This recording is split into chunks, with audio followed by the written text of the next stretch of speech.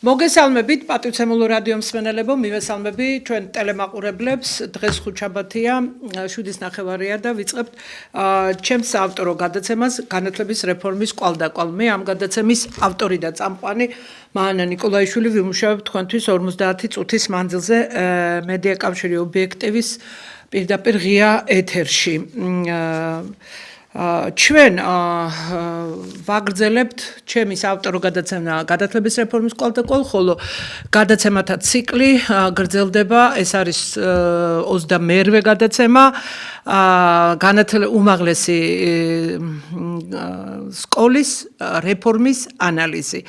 და ჩვენ ვაგრძელებთ წინაზე დავიწყეთ მინისტრის ინტერპელაციის განხილვა, პარლამენტში იყო დაბარებული, დასმული იყო 44 კითხვა, მაგრამ ამ კითხვების უმეტესობიდან არ გასცა და ვერ გასცა პასუხი და ვაკეთებთ დაწვრილებით ანალიზს და რა უპასუხა და რას არ უპასუხა, არა მარტო ამის ანალიზია, არამედ თითქოს მოჩვენებით, რასაც უპასუხა, ანუ არასწორად და არა პირდაპირ და ვითომ გაასაღა, რომ ეს არის პასუხი სინამდვილეში, ეს არ არის პასუხი.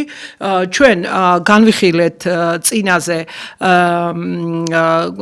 დაფინანსების პოლიტიკა, 7 კითხვა და 7 კითხვიდან ერთ კითხვაზე, პირველ კითხვაზე ნაწილობრივ მეთოდზე და მეთოდოლოგიაზე თითქოს ისაუბრა, მაგრამ იქაც მთავარი მომენტები არ თქვა, სფეროებისა და ქვესფეროების მიხედვით, პროგრამების ღირებულება, დარგების მიხედვით, რო უფრო გასაგები იყოს ხალხისთვის, არ თქვა. შემდეგ მეორე, მესამე, მეოთხე, მეხუთე, მეექვსე კითხვას არ უპასუხა არაფერს, არც ხელფასებზე და არაფერზე. ესო ჩვენი საქმე არ არისო, ეს არის მე დეტალებში ვისაუბრე და წინა გადაცემა ნახეთ და მე-7 კითხვას თითქოს პასუხობს, მაგრამ არა.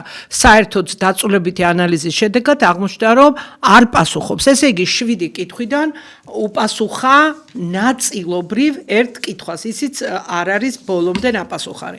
შემდეგ მოდიოდა აბიტურიენტთა ცნობარი, მაგრამ აბიტურიენტთა ცნობარს არ უპასუხა და საკადრო პოლიტიკას შეეხო.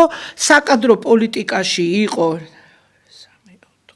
6 კითხვა და ამ 6 კითხვას არ უპასუხა. თუმცა შემდეგ აბიტურიენტთა ცნობარს პასუხობს, მაგრამ ვაი იმ პასუხებს, არ ვიცი, ეს თუ პასუხებია. მე როგორც შეგვირდით, აუცილებლად ეს უნდა განვიხილოთ სიტყვა სიტყვით. ძალიან ძნელია, რომ ამ მინისტრის ციტირება მომიწევს, ერთხელ იყო მოსმენა მისი ძალიან ძნელი და ეხლა, მაგრამ უნდა გაეცეს პასუხი, უნდა გაკეთდეს ანალიზები, უნდა გაიგოს მმართველი პარტიის ხელმძღვანელობამ და უნდა გაიგოს მათმა უშუალოდ ხელმძღვანელობამ ბატონმა ბიძინა ივანიშვილმა, როგორ მუშაობენ. ჩვენ გავიგეთ ახლა დებატების დროს ბატონმა ირაკლიმ ბრძანა, რომ როცა კონცეფცია დავწერეთო, ბატონ ბიძინა ივანიშვილთან შევათანხმებთო, გავიარეთო ბოლო ნაწილიო. ეს ნამდვილად არ იყო ცნობილი, ხო და ამიტომ მოისმინოს, რა შეათანხმეთ ბატონ ირაკლი ბატონ ბიძინასთან. როგორ უნდა გაგექროთ პირველივე სულით საქართველოს ტექნიკური უნივერსიტეტი 21 საუკუნის ასე ვთქვათ 20-იან წლებში, როდესაც არის ტექნოლოგიების საუკუნე? ეს შეათანხმეთ? და ამაზე დაგეთანხმათ? და რა შეათანხმეთ, რომ ყველა უნივერსიტეტი უნდა გამოშიგნოთ? და რეგიონული უნივერსიტეტები პრაქტიკულად გადავა მილევად რეჟიმში და აქაურ უნივერსიტეტებსაც არ დაადგება კარგი საშველი, თვით დედა უნივერსიტეტის სახელით რომ იხსენიებთ, არც იმას.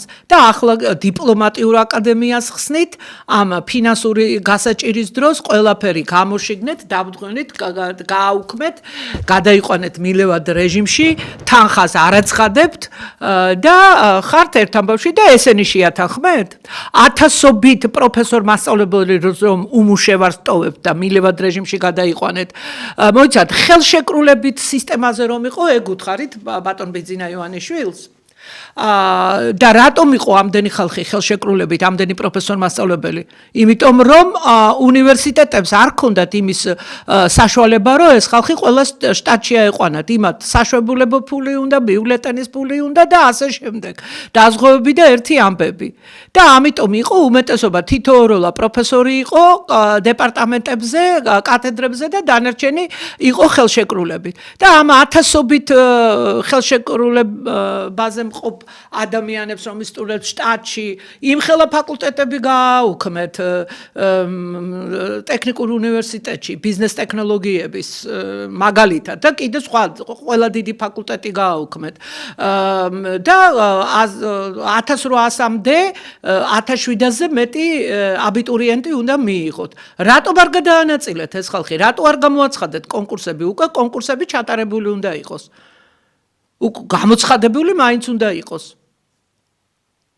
და რაღაც შუა ეტაპზე უნდა იყოთ მისულები. ვის ასაქმებთ იქ? ეს ხალხი დატოვეთ ქუჩაში, ხო? და ესენი შეათანხმეთ ბატონ ბიძინასთან? კვოტების შემცირება შეათანხმეთ? და ის შრომითი ბაზარი და შრომითი ბაზარი იურისტებმა რა იცით? ეკონომისტმა ბატონმა ბიძინა ივანიშვილმა იცის და რა გითხრათ? ჭარბი სპეციალისტი არ გვინდაო თქვენ უთხარით და მხოლოდ გავაკონტროლებთ კვოტებს სახელმწიფო სექტორში და კერძო სექტორს მიუშვებთო? მაშინ როდესაც შრომით ბაზარზე შემოდის როგორც სახელმწიფო სექტორიდან, უნივერსიტეტიდან, ისე კერძო ბაზრიდან და ასევე საერთაშორისო სარბიელზე გასული ჩვენი სტუდენტი მოქალაქეებისგან, რომლებიც ამთავრებენ და შემდეგ ჩამოდიან. რა შეათანხმეთ? ამებზე დაგეთანხმათ? მე რაღაც არ მგონია. ეგრო შეთანხმებული გქონოდათ თქვენ? მაშინ ტექნიკური უნივერსიტეტის გაქრობა, რომელსაც უკან არიხევდით და შეუვალები იყავით, ვინ დაგახევინათ უკან? ვინ წაიღო? ვინ წაგაღებინათ უკან ეს თქვენი აზრები? თქვენ ხო არაფერს ართმობთ? სააკაშვილივით. სააკაშვილი იყო ხელისუფლებაში რო იყო მასე, არაფერს ართმობდა. პატარა რაღაცა რო დაეთმო, ეგონა ყველაფერს დათმობდა და მე ყველაფერი დათმეს. ისე ხართ თქვენც. მაგრამ მე ივანიშვილმა მიიღო გადაწყვეტილება, რომ ეს ასე არ უნდა ყოფილიყო. თქვენ არაფერი არ გაქვთ შეთანხმებული. ის უბედურებები, რაც უკვე გააკეთეთ და ჯერ სად ვართ? ჯერ დასაწყისში ვართ. შედეგები იქნება ძალიან მძიმე, მიმართავ ისე ბატონ ბიძინა ივანიშვილს. და მენდეთ ძალიან დიდი გამოცდილება მაქვს და პედაგოგიკის ისტორია კარგად ვიცი, როგორც საქართველოს, ასევე მსოფლიოს და კიდევ მე რამდენჯერ გიმეორებთ. განათლების ასეთი რეფორმები მთავრდება იმით, რომ მართველი პარტიები მიდიან ხელისუფლებიდან. ეს არ არის რეფორმა. ეს არის ნგრევა არაპროფესიონალების მიერ. და კიდევ გთხოვთ, რომ გაუშვით ეს არაპროფესიონალთა გუნდი. გაუშვით ეს იურისტები განათლების სისტემიდან. ჯერ ძვრა არ არის. ხო, მართლა ამ გახსენებაზე ზვიად გაბისონია თბილისის სახელმწიფო უნივერსიტეტის პროფესორი გახდა? წიგნის პრეზენტაცია მოაწყო იქ თუ არ ვიცი, შეიძლება ჟურნალისტის შეცდომა რომელიღაც ინფორმაციაში ეწერა, რომ თბილისის სახელმწიფო უნივერსიტეტის ისო. იმას კახა შენგელიასთან არ წავიდა იანვარში? სრულ პროფესორად, ეხლა აქეთ არის და რატო ხდება ეს რასთან დაკავშირებით არის ეს გადაადგილებები ამ ზვიად გაბისონიას. ანუ თქვენთან მოაქვთ ბატონო ბიძინა ამბავი, რომ წარმატებით ატარებს რეფორმებს და ძალიან მოძრავი კაცია და ძალიან ენერგიულია და ძალიან ისა? ვერაფერს ვერ ატარებს. სადაც მიდის და ვინც მიდიან მაგასთან პროფესიონალები, ვერავის ვერ პასუხობს ვერცეთ კითხვაზე პროფესიულ დონეზე. კარგით.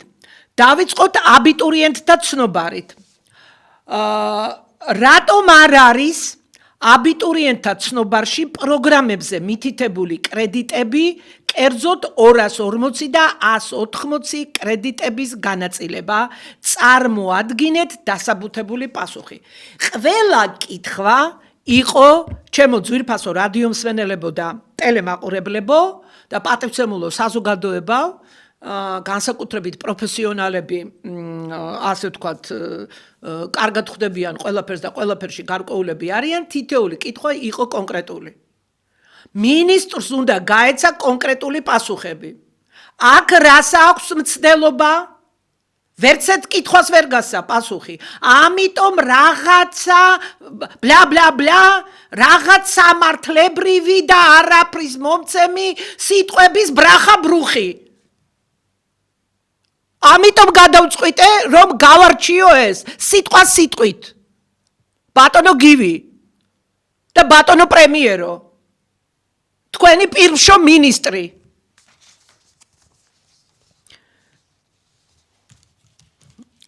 ვციტირებ ბატონ მინის, არანაირი კავშირი ხო, ახლა გადავიდეთ აბიტურიენტთა ცნობარზე.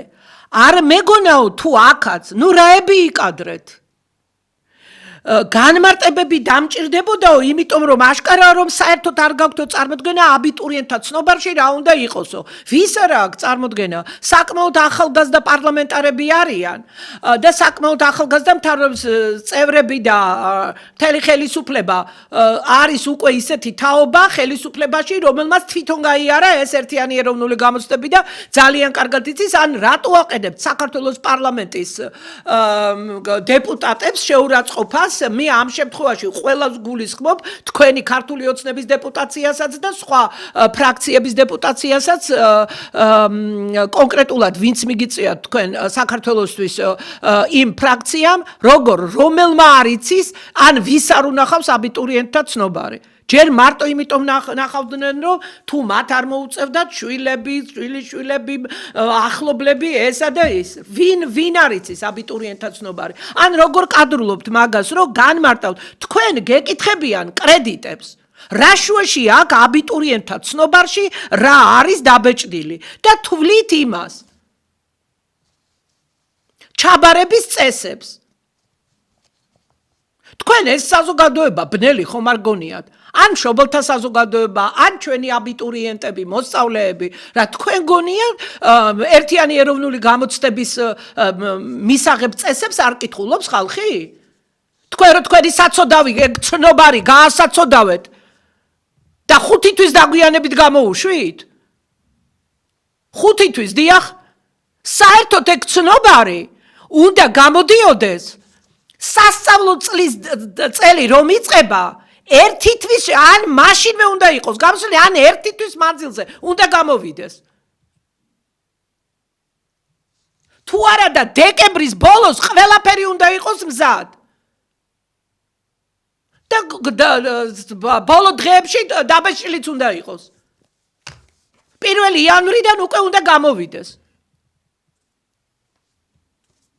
მაგრამ მიმაჩნია რომ მაინც იქეთ სასწავლო წელი რომ იწყება ბავშვი ასეთია საერთოდ კანონმდებლობა. სასწავლო წელი რომ იწყება სკოლის მოსწავლეა თუ ვინც მან უნდა იცოდეს რაშია გამოცდები. სკოლის მოსწავლე ავიღოთ მაგალითად სასწავლო წელი დაიწყო. სასწავლო წლის ბოლოს რაშია გამოცდა, მას სექტემბერშივე უნდა იცოდეს. ასია წესი. და თუ დააგვიანებ და არ გააგებინებ, ეს უკვე უფლებების დარღვევაა. და რაც შეეხება აბიტურიენტს, კარგი, დაუშვათ 1 თვე, თვენახევარი მოსამზადებელი სამუშაოები. ადრე იანვარში ქვეყნდებოდა, მერე გადმოინაცვლა თებერვალში. მარტი არ გეყოთ. თქვენ აგვიანებთ. თქვენ გადმოიტანეთ ეგ მარტში და მარტშიც ვერ გააკეთეთ. და კიდე ამბობთ, რას აკეთებსო, დაგვიანებაო, როდის დაირღვაო, აბიტურიენტთა უფლებებიო. ესე იგი, არ გაეცით პირდაპირ პასუხი, ანუ არ გაეცით პასუხი. და თვლით, რომ ამ ცნობარშიო არისო აღნიშნულიო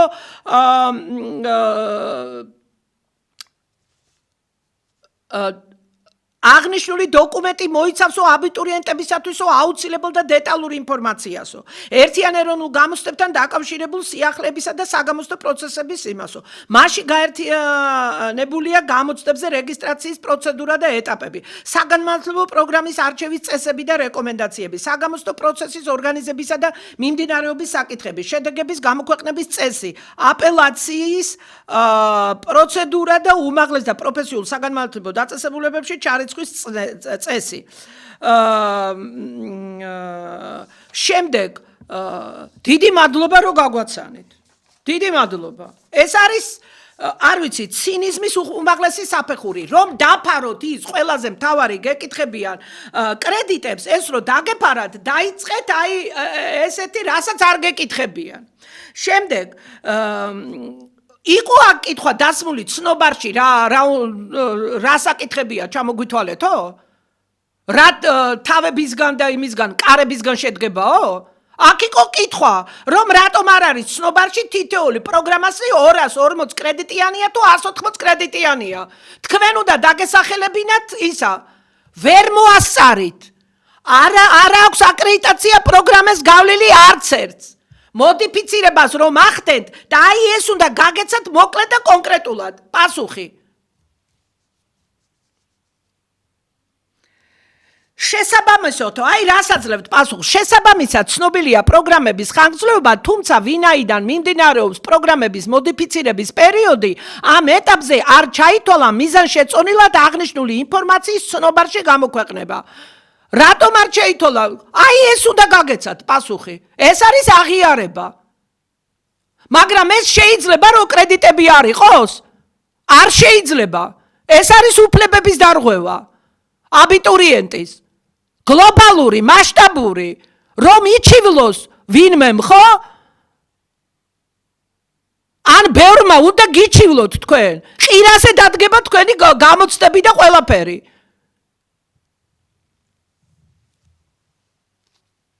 ბავშვი გეგმავს, სად ჩააბაროს, ყველაზე დიდი არჩევანი, ყველაზე რთული ამოცანა ცხოვრებაში. ერთ-ერთი ურთულესი ამოცანა და ყველაზე მნიშვნელოვანი. და არ იცის ბავშვი სიბნელეში დადის ხელისეცებით. 4 წლიან პროგრამაზე აბარებს თუ 3 წლიანზე. და კიდე ბედავს ესეთი მინისტრი და კიდე სხვაზდებს ბრალს.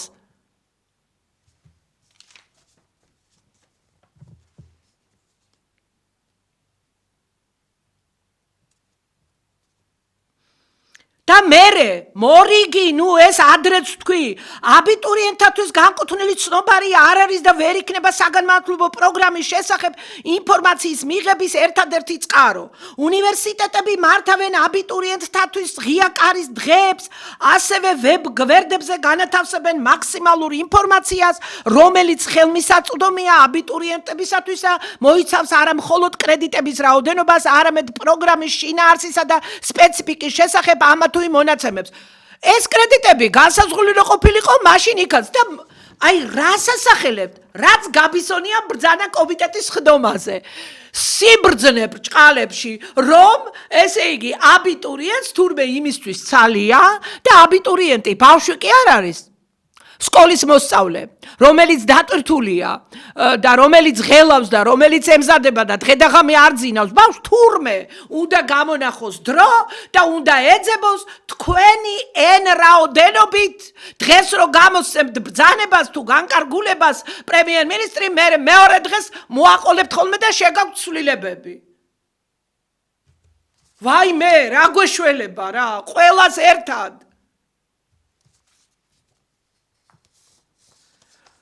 როდის გამოსწორდა ბატონო ბიძინა, რატო ტანჯავთ სისტემას? მოგვაშორეთ ეს ხალხი.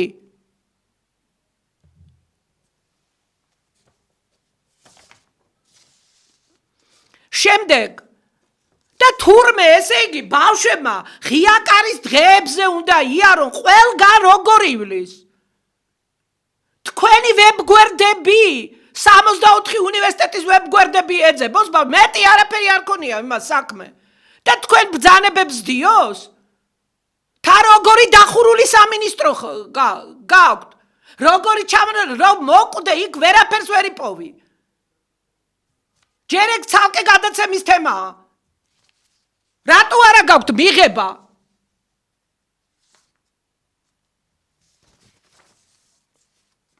შემდეგ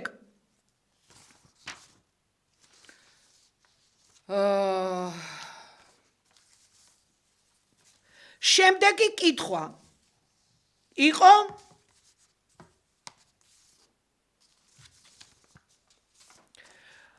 მეცხრე რატომ არ არის აბიტურიენტთა ცნობარში მითითებული ერთი სტუდენტის ფინანსური ნორმატივი? ანუ ესე იგი განფასების მეთოდოლოგია არის ის, ბატონო მინისტრო, რაც თქვენ პირველ კითხვას რო გითვლით, ვითომ რო გვიპასუხეთ, სინამდვილეში არ გვიპასუხეთ. განფასების მეთოდოლოგია დაარქვა მსოფლიო ბანკმა, პრაქტიკულად ახალი ტერმინი, ანუ სწავლის საფასური რომ დაიანგარიშა რა ფორმულით, რა მეთოდით, რა მეთოდიკით. როგორ გამოიყვანა ფორმულა? სწავლის საფასური ერთი სტუდენტის. მე მიმაჩნია რომ ეს არ არის გამართული ტერმინოლოგია. საკანონმდებლო ტერმინოლოგია ყველა ქვეყანაში არის ერთი ფინანსური ნორმატივი. ანუ რას ეწოდება ფინანსური ნორმატივი? ერთი სტუდენტზე დახარჯული ფინანსები. ერთ აღსაზრდელზე სკოლამდელი აღზრდის დაწესებულებაში, ან აი ინტერნატული ტიპის ბავშვთა სახლებში, აღსაზრდელზე, ერთ აღსაზრდელზე, ერთ მოსწავლეზე ფინანსური ნორმატივი და ერთ სტუდენტზე ფინანსური ნორმატივი და ერთ დოქტორანტზე ფინანსური ნორმატივი. აი, ეს არის ფინანსურ ნორმატივს აქვს თავისი განმარტება და ამის შეცვლა არ შეიძლება. სწავლის საფასური, რო არ აგერიოთ თქვენ, ანუ ფინანსური ნორმატივი, ხოლო ის განფასების მეთოდოლოგია, ანუ ფორმულა, უნდა გეთქვათ თქვენ იმ პირველ საკითხში და არ თქვით. ანუ პირველ საკითხზეც ვერ გვიპასუხეთ და არ გვიპასუხეთ. შემდეგ პროგრამების სფეროებისა და ქვესფეროების მიხედვით, ანუ თქვენ უნდა დაგესახელებინათ რა ღირს ესა თუ ის პროგრამა. აი ახლა რას ამბობთ თქვენ?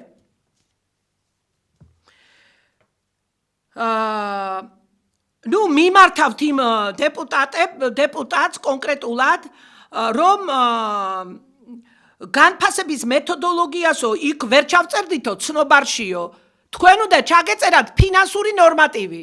ანუ ერთი სტუდენტის თვის რა ღირს პროგრამა.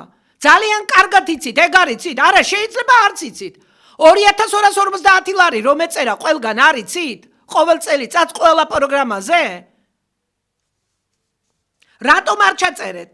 და ნახეთ რას ამბობთ, სწავლის საფასურს ამაზე უკვე ვცლად მოგახსენებთ და გამომდინარე იქიდან რომ სახელმწიფო უნივერსიტეტებში სწავლის საფასური სრულად დაიფარება სახელმწიფოს მიერ. ეს ინფორმაცია სტუდენტისათვის აქტუალური აღარ არის, რაც შეეხება კერძო უმაღლესი საგანმანათლებლო დაწესებულების მიერ შეთავაზებული პროგრამები, აქ როგორც აქამდე მითითებულია, სწავლის საფასურის მიუხედავად იმისა, რომ ერთიანი ეროვნული გამოცდების ცნობარის გამოქვეყნება და რეგისტრაციის პროცესები წინა წლების განხილვა, მარტი და აპრილში დავიგვიანოთ და ამიტომ, ანუ კერძო უნივერსიტეტში გამოქვეყნაო და აქ არ არის საჭირო. ეხლა აი აქ გავჩერდეთ. რას ქვია არ არის საჭირო? ამდენი ხანია იყო განსაზღვრული ერთი სტუდენტის ფინანსური ნორმატივი, ანუ გრანტის სახით გაიცემოდა და ეს ყველა სპეციალობაზე იყო 2250 ლარი. ეს თანხა საშინლად არასაკმარისია. ამით ვერცეთ დარგში დღევანდელი მონაცემებით და გინდა გასული წლების მონაცემებით ხარისხიან განათლებას სტუდენტი ვერ მიიღებს და ვერანაირი სპეციალისტი ვერ ჩამოყალიბდება პატივცემულო საზოგადოებამ და საქართველოს მოსახლეობამ. ამიტომ გადიან ახალგაზრდები მასიურად, რომ ყველა მიცის, რომ 2250 ლარად სპეციალისტი ვერ მომზადდება და საქართველოში ის წლები არის დაკარგული. თქვენ მე-14 წელს გაგახსენდათ, რომ იქნებ 2200 თქვენი ჩადებული თანხა. რო გავყავი სტუდენტთა რაოდენობაზე, ჯერ 300 ადგილი არ ქონდათ დამატებული. 21300-ზე, ეხლა 21600-ია. გამოვიდა 938 ლარი. რა თანხა დაჯდება? რას ქვია არ არის საინტერესო? იქნება 10 ლარით იმავშვები, ან 100 ლარით, 200 ლარით მაფინანსებ. მე არ უნდა ვიცოდე რა დაჯდება ჩემი განათლება? ან რა ღირს ის პროგრამა? და რა დონის სპეციალისტი გავხდები მე? შეიძლება ცარიელ ადგილზე ისწავლო რესურსების გარეშე?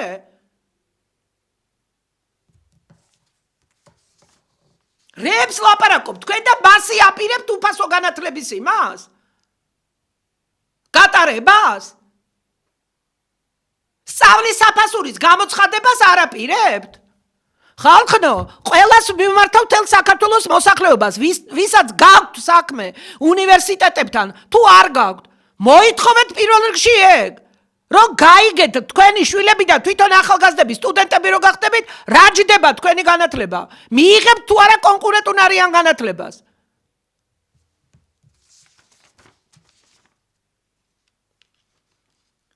და ნახეთ რებს წერს აბიტურიენტის უფლებებზეო, ეს ამას გავლენა არ მოუხდენიაო, არანაირი უარყოფითი გავლენაო, ინტერესებსა და საგამოსდო პროცესის ხელმისაწვდომობაზეო, რაო, არ შემცირებულა არც რეგისტრაციის და არც საგამოსდო პროცესისათვის განკუთვნილი ვადებიო. შესაბამისად აბიტურიენტებისაც სრულიად იყო უზრუნველყოფილი როგორც ინფორმაციის მიღების, ისე გამოცდებისათვის სათანადოდ მომზადებისა და რეგისტრაციის შესაძლებლობა. რას მელაპარაკებით? ეს თქვენი გაგებით. პედაგოგიკა რომ არიცით, ასაკობრივი ფსიქოლოგია რომ არიცით, არაფერი რომ არიცით. წარმოდგენა რომ არ გაქვთ სკოლათმცოდნეობაზე, წარმოდგენა რომ არ გაქვთ უმაღლესი სკოლის პედაგოგიკაზე. რებს ლაპარაკობთ თქვენ და რებს ავრცელებთ საპარლამენტო ტრიბუნიდან. რას ქვია რეგისტრაციის დრო არ შემცირებულო? რეგისტრაციის დრო არც მაშინ არ შემცირდება ივნისში რო გამოაცხადოთ. გამოგაცხადებინათ 1 ივნის. ერთი თვე იქნებოდა და ივლისის 3-ში ან 4-ში იწყება გამოცდები. არც მაშინ არ დაირღვეოდა მაგ ლოგიკით. ის ბავშვი რომ გაურკვევლობაშია და რომ არაფერი და უდიდესი სტრესი გადის საკონკურსო გამოცდებზე, ატარებთ ესეთ რეფორმას და დამთხალია ბავშვები და დასტრესეთ მთელი საზოგადოება, ეგ არაფერი. თურმე ამით არაფერი არ ირღვევა. შემდეგ, მეათე კითხვა.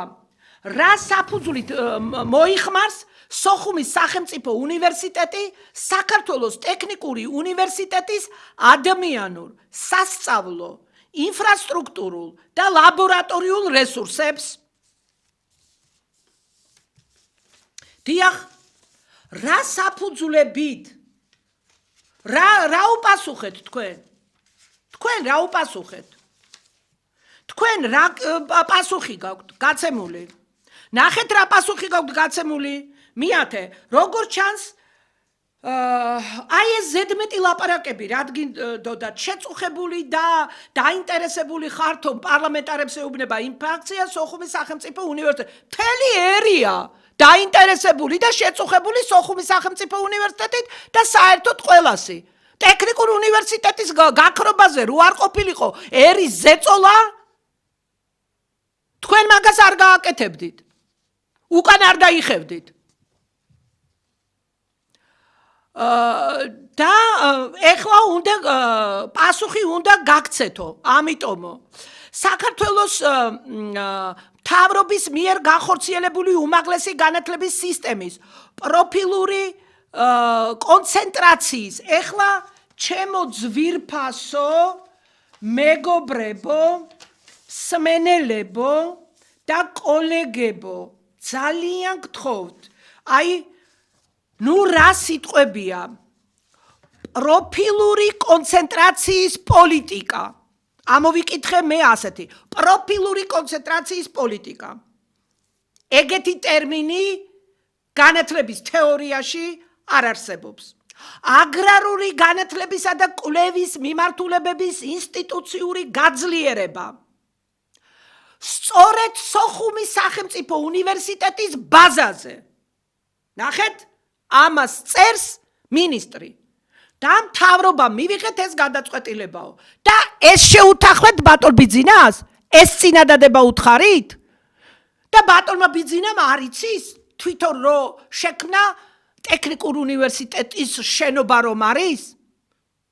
თავისი პრემიერობის დროს რო გარემონტდა? თავისი პრემიერობის დროს რომ შეიტანეს დგამ ავეჯი და ლაბორატორიები? და უძველესი საუკუნოვანმა ინსტიტუტმა რო ყველანაირი რესურსები მისცა იმ ფაკულტეტს? ესენი არ იცის? იცის? და რა უთხარით თქვენ? სოხუმის სახელმწიფო უნივერსიტეტის ბაზა რატო უნდა აირჩიოს? რატომ? და რა საფუძვლით? დოკუმენტი მომეცით. დადეთ დოკუმენტი გამოაქვეყნეთ. გადაწყვეტილება ეფუძნება, ციტირებ, პირველი, საჯარო რესურსების ეფექტიანი, რაციონალური და მიზნობრივი გამოყენების პრინციპებს. აგრარული განათლებისა და კვლევის განვითარების სახელმწიფო ინტერესებს. უმაღლესი განათლების სისტემაში პროფილური სპეციალიზაციისა და ინტენსიური გაძლიერების პოლიტიკას. ინსტიტუციური გაძლიერების პოლიტიკას. აი, არ ვიცოდი აქამდე. ხალხნო, აღმოჩენა გააკეთა ქართულმა ოცნებამ კონკრეტულად ამ მთავრობამ და მინისტრმა. ესე იგი, ინსტიტუციური გაძლიერებისთვის საჭირო ყოფილა არსებული ინსტიტუციების დაშლა, განადგურება და თურმე ამით ძლიერდება სხვა. არ ვიცი, თქვენი ლოგიკა მე ვერ გავიგე, მე ძალიან კარგად გავიგე, თქვენ ლოგიკა არ გაგაჩნიათ. თქვენ არც ერთ მოქმედებას დასაბუთება არ აქვს. კანონი ეს მე ვარ, რაც ჩვენ გვინდა, იმას ვაკეთებთ. შეიკრიბეთ სამეგობრო და აკეთებთ იმას. არანაირი საკადრო პოლიტიკის მექანიზმები, დაწინაურების მექანიზმები ამ საქართველოში არ მუშაობს. არც ერთი დოკუმენტი არ არის ამაზე მიღებული. ნორმატიული აქტი ვინ შეიძლება დაიკავოს ესა თუ ის თანამდებობა. და რომ ეს არის აკრძალული შენი ნათესავების იმის რა ქვია ძმაკაც დაქალ კლასელ მეზობელ და ასე შემდეგ. ჯგუფელ კურსელების მოყვანა. საჯარო რესურსების ეფექტიანი და რაციონალური და მიზნობრივი გამოყენება. სად? სოხუმის სახელმწიფო უნივერსიტეტს საერთოდ რომ არ აქვს რესურსები? არ აქვს. რაც აკრედიტაციას და ამ შექმნას ავტორიზაციას სჭირდება. არ აქვს საგანმანათლებლო პროგრამები. არ აქვს მატერიალურ-ტექნიკური ბაზა. არ აქვს სასწავლო რესურსები და არ აქვს ადამიანური რესურსები. ეს არაფერი არ აქვს. და თქვენ ბედავთ და გამოდიხართ პარლამენტში და საქართველოს მოსახლეობას თვალებში ნაცარს აყრით. ეს სიტყვა უნდა შემოგიტრიალდეთ თქვენ უკან. თქვენ თუ არ გაჩერდებით, აი ეს სიტყვა დაგიჯდებათ ფასად. დადგება მაგისი დრო. თქვენ აგებთ ამ ყველაფერზე პასუხს.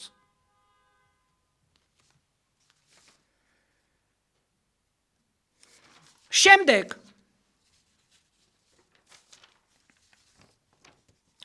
მას პროფილური კონცენტრაცია ნახევ ციტირებ ისევ პროფილური კონცენტრაციის პოლიტიკის ფარგლებში ხორციელდება აგრარული განათლებისა და კვლევის მიმართულებების ინსტიტუციური გაძლიერება სწორედ სოხუმის სახელმწიფო უნივერსიტეტის ბაზაზე აი მარტო ამ წინადადების გამო ხართ თქვენ ყველანი გასაშვები მთელი სამინისტრო ხელმძღვანელი მუშაკები და მთელი მთავრობა აღნიშნული გადაწყვეტილება ეფუძნება საჯარო რესურსების ეფექტიანი, რაციონალური და მიზნობრივი გამოყენების პრინციპებს. აგრარული განათლებისა და კვლევის განვითარების სახელმწიფო ინტერესს. ეს სახელმწიფო ინტერესები რო გაქვთ აფარებული, რას აკეთებთ? რას აკეთებთ მართლა სახელმწიფო ინტერესებისთვის? ეს მაგარი იციან. სახელმწიფო ინტერესები ქონდათ აფარებული.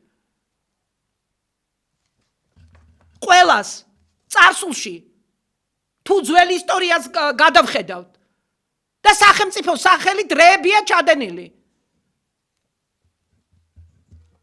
სახელმწიფო ინტერესების სახელით უმაღლესი განათლების სისტემაში პროფილური სპეციალიზაციისა და ინსტიტუციური გაძლიერების პოლიტიკას სასწავლო ინფრასტრუქტურული და ლაბორატორიული რესურსების გამოყენება ხორციელდა უნივერსიტეტებს შორის გაფორმებული შესაბამისი მემორანდუმის საფუძველზე.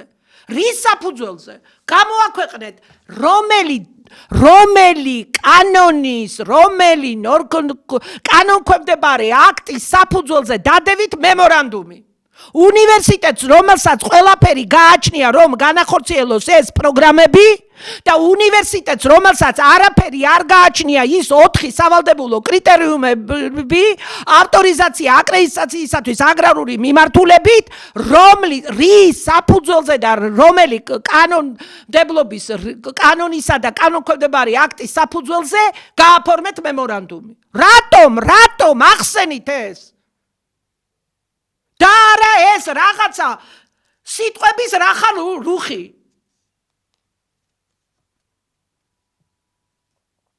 მოქმედი კანონმდებლობის სრული დაცვითო ასეთი კანონმდებლობაში ასეთი მუხლი არა გაქვთ თქვენ რა სრული დაცვით რაც შეეხება ადამიანურ რესურსს პერსონალთან დაკავშირებული ურთიერთობები რეგულირდება შრომითი კანონმდებლობისა და ინდივიდუალური შრომითი ხელშეკრულებების საფუძველზე ამასთანავე მნიშვნელოვანია აღინიშნავს რომ რატო წერთ აწმყო დროში შრომითი კანონმდებლობები და ხელშეკრულებები რეგულირდება ეს რა არ ვიცით და არ იციან პარლამენტარებმა და საქართველოს მოსახლეობამ თქვენ იქ რის საფუძველზე აკეთებთ ამათ?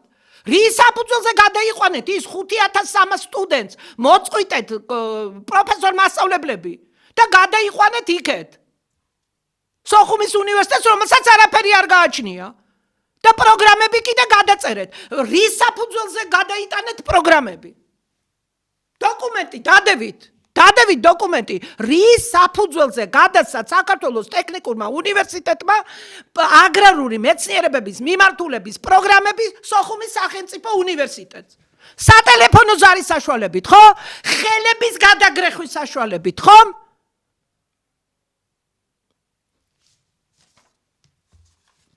ასე უნდა მინისტრს ხო კანონი თქვენ ხართ გაბისონია კანონი და პრემიერ მინისტრია კანონი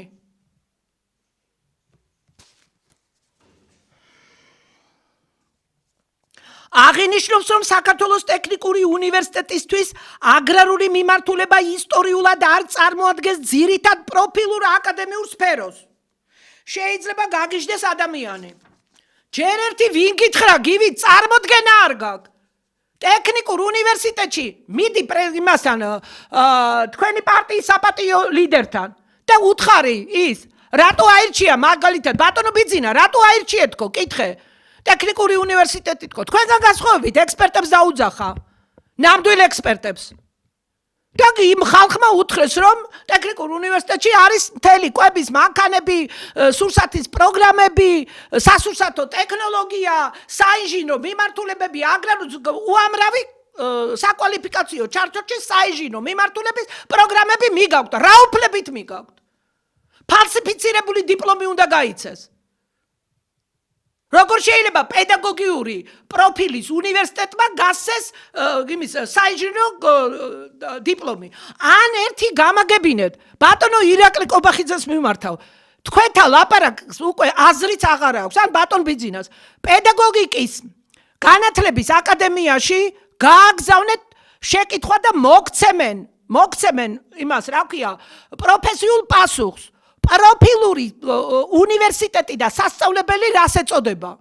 იქ უნდა იყოს მაგალითად პროფილური უნივერსიტეტები, თქვენ თუ გინდოდათ სამედიცინო უნდა იყოს მხოლოდ სამედიცინო პროგრამები, პროფილურია.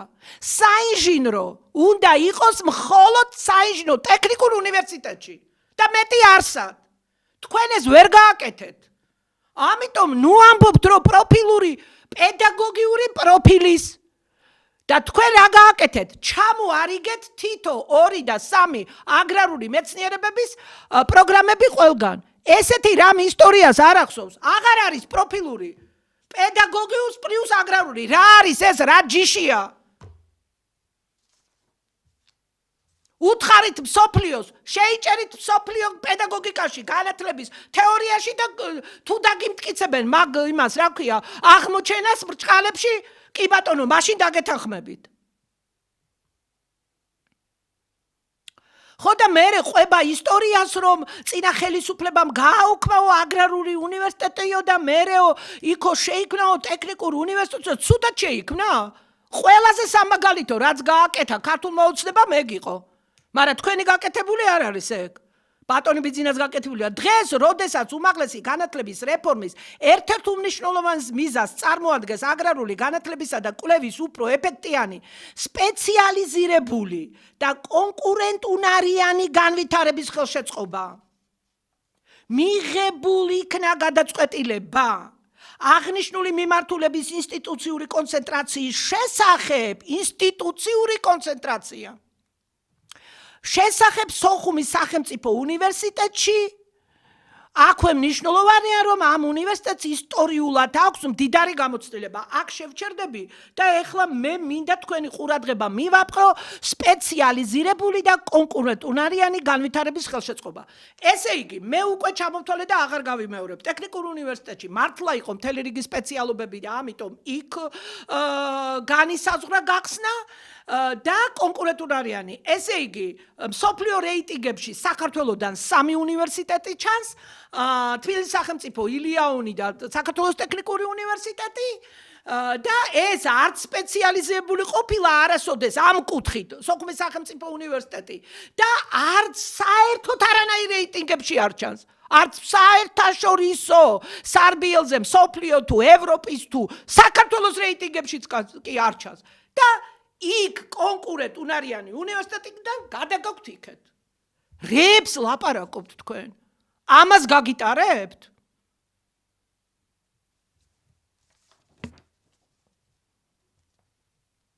აი, განათლების მინისტრი რო არ იქნები და მოადგილე რომ არ იქნები გაბისონია, მაინც ჩაყვებით ბოლომდე.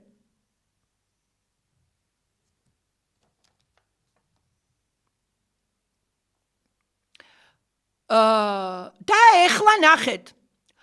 მნიშვნელოვანია, რომ ამ უნივერსიტეტს ისტორიულად აქვს მდიდარი გამოცდილება და წავიდეთ წინ, ვციტირებ ეხლა ბატონ მინის. აგრარული, სუბტროპიკული, არავითარი აგრარული. ის იყო სუბტროპიკული ინსტიტუტი.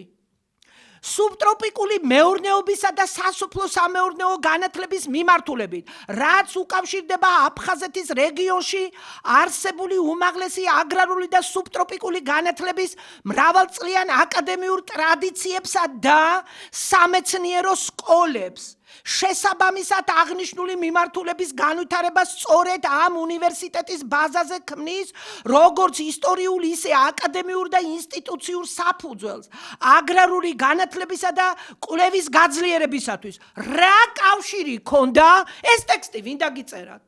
შემთხვევით რომელი აკადემიამ დაგიწერათ ეს? საქართველოს ეროვნულმა აკადემიამ, მეცნიერებათმა, ერთ-ერთმა მეცნიერმა, თუ სოფლის მეურნეობის აკადემიიდან, რომელი აკადემიიდან ვინ დაგიწერათ ეს?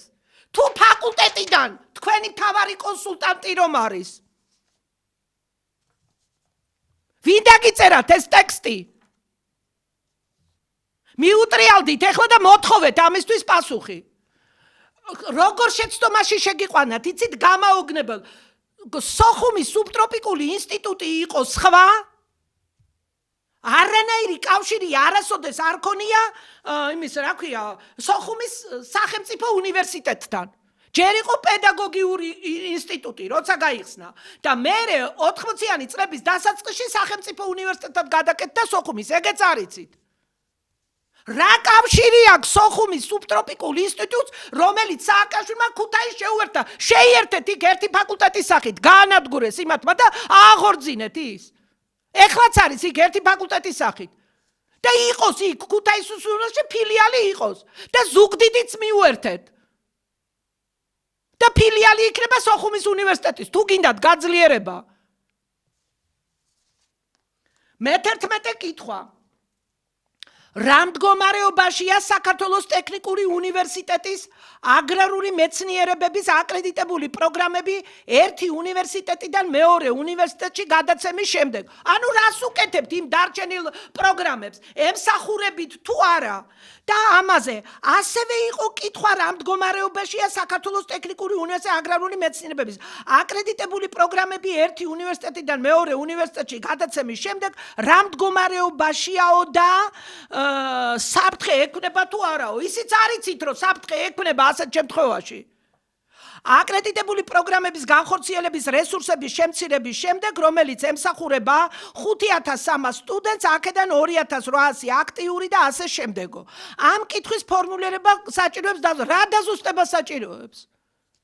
დაზუსტებას თქვენ საჭიროებთ. სოხუმის სახელმწიფო უნივერსიტეტის ნაწილი როგორიათ სოხუმის სუბტროპიკული ინსტიტუტი. განმარტების მოცემა უკვე მთელი ეს პროცესი ან განმარტებებზეა საუბარიო. და შემდეგ ეს საგანმანათლებლო პროგრამები აგრძელებენ ფუნქციონირებას მილევად რეჟიმში, ანუ ტექნიკურ უნივერსიტეტში. მოქმედი კანონმდებლობის სრული დაცვით შესაბამისად აღნიშნულ პროგრამებს არ ემუქრება არანაირი საფრთხე და როგორ არის მილევად რეჟიმში? მილევად რეჟიმში სად არის დოკუმენტი, რის საფუძველზეა მილევად რეჟიმში, როცა ტექნიკური უნივერსიტეტი გამოაცხადა მიღება? როგორ არის მილევად რეჟიმში? რეებს წერთ თქვენ აქ. შემდეგ ფარგლებში და ტექნიკური უნივერსიტეტის დიპლომი, რაც შეეხება სოხუმის სახელმწიფო უნივერსიტეტს აგრარული მეცნიერებების შესაბამისი საგანმანათლებლო პროგრამები, ესე იგი, გადის აკრედიტაციის პროცესს დადგენილი წესებისა და ხარისხის უზრუნველყოფის სტანდარტის შესაბამისად. კანონსაწინააღმდეგოდ გადის. მე ვთქვი, არაფერი მას არ გააჩნია. კვლევითი საქმიანობის შეუფერხებელ გაგრძელება მოხდება და აკრედიტაციისა და ხარისხის უზრუნველყოფის ეროვნული სტანდარტების სრულ დაცვას აღნიშნული მოთხოვნა სრულად შეესაბამება. და საერთაშორისო პრაქტიკის მაგალითად მოყავთ მაგალითები ლონდონის უნივერსიტეტი ასეთი გაერთიანების შესახებ და კიდევ ფინეთის და ასე შემდეგ. ეს არ არის. იქ ერთიანდება ორი უნივერსიტეტი მნიშვნელოვანი, როცა მსოფლიო მნიშვნელობის კვლევები მიდის. და არა ეს, რომ ერთს არ კონდეს ანადგურებდე ერთს და მერე გაგახსენდეს მიაკერო რაღაცა მაფიოზური კლანების ინტერესების ერთის პროგრამა მეორის ხარჯზე. ეგ შემთხვევა არ არის აქ. მე-13 კითხვა, უნდა მადროვოთ 1-2 წუთი. ჩვენ ჯგუფს მიმართავ. რატომ და რის საფუძველზე უზღუდავთ იძულების წესით საქართველოს ტექნიკურ უნივერსიტეტს აგრარული მიმართულების ფაკულტეტებზე სტუდენტთა მიღებას და იგივე უფლებას ანიჭებთ სოხუმის სახელმწიფო უნივერსიტეტს, რომელიც ვერ აკმაყოფილებს ავტორიზაცია აკრედიტაციის ვერცერთ სტანდარტს აგრარული მეცნიერების სწავლების მიმართულებით. დიახ, მე ამაზე ვისაუბრე, ვერ აკმაყოფილებს ვერცერთ სტანდარტს და თქვენ წერთ, რომ ეს არის ტყუილები, ეს არის დეზინფორმაცია, ეს არის მიზანმიმართული სუბიექტური შეფასებით ინტერპრეტაციის მიზანმიმართულ ცდელობას. თქვენ აკეთებთ ამას. თქვენ ხართ არაობიექტური და აკეთებთ რაღაცა დაინტერესების საფუძველზე. გამობძანდით და უთხარით საზოგადოებას, რის საფუძველზე აკეთებთ ამას. რომ ვიღაცასო ეგონებაო რეალობას არ შეესაბამება მტკიცებულობა თითქოს აბიტურიენტებს იძულებით წესით ეზღუდებათ არჩევანის თავისუფლება. ხო, ერთი თითქოს რომელიმე უნივერსიტეტს ნუ ავცელებთო ასო რომ ვერ აკმაყოფილებსო ავტორიზაციის და აკრედიტაციის სტანდარტებსო. დაადანაშაულეთ პარლამენტარები. დიახ, ვერ აკმაყოფილებს. 4 სტანდარტია და არც ერთი არ გააჩნია სოხუმის უნივერსიტეტს. ის პროგრამები ხელების გადაგრეხვით მიეცით იმად და თანამშრომლებიც გადაკაჩეთ ძალადობით. ბოლო კითხვა, ჩვენ ჯგუფს მიმართავ, ბოლო კითხვა. რატომ და რის საფუძველზე უკრძალავთ სტუდენტებს რეგისტრაციის დასრულების შემდეგ უკვე არჩეული უნივერსიტეტის, ტექნიკური უნივერსიტეტის იძულებითი წესით შესვლას სოხუმის სახელმწიფო უნივერსიტეტით, ესე იგი აბიტურიენტებს უზღუდავთ არჩევანის თავისუფლებას? და თქვენ ამბობთ, რომ უმაღლეს ჩვენო საგამოცდო პერიოდშიო ბოლოსო მათ აბიტურიენტს დადგენილი წესებისა და ვადების შესაბამისად აპელაციის შედეგების გამოქვეყნების მომდევნო დღემდე აქვს შესაძლებლობა შეცვალოს არჩეული საგანმანათლებლო პროგრამა. საგანმანათლებლო პროგრამის შეცვლის უფლება აქვს, მაგრამ უნივერსიტეტს რატო უცვლით თქვენ? აი ნახეთ, როგორ დემაგოგობთ. როგორ აი ყველაფერი იკადრეთ, რომ პირდაპირ და სწორად არ გაგეცათ პასუხები და გაგეშავებინათ ის დეპუტატები. არ მოგცემთ მაგის საშუალებას. როგორც ექსპერტი მე დავიცავ იმათ უფლებებს. და სტუდენტების და პროფესორ მასწავლებლების უფლებებს. დღეს ამით დავამთავროთ, ეთყობა იმდენად რთულია ამ საქმის გაკეთება და ყველაფერი განხილვა, რომ ჩვენ ალბათ სეზონის დახურვამდე გვეყოფა ეს მინისტრის 2 საათიანი სიტყვა, მაგრამ სიტყვით უნდა გავარჩიოთ.